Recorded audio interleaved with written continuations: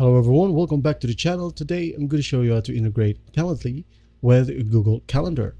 Alright, first thing you need to do here, if you have not used Calendly or if it's your first time, just go head over to calendly.com, and once you sign up, there'll be an option to connect your Google Calendar right here. Just go ahead and click on this.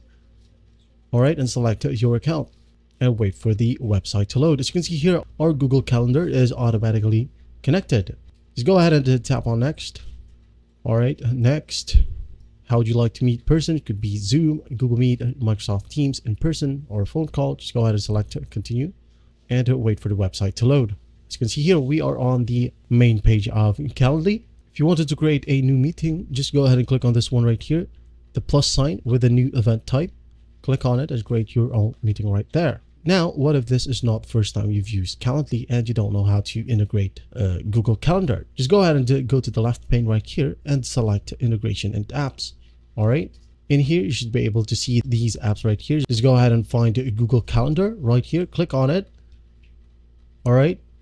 And there will be a connect button right here if you haven't connected your Google Calendar yet. And that is it. That's how you integrate Calendly with Google Calendar. And I hope this video helps, and I'll see you in the next one.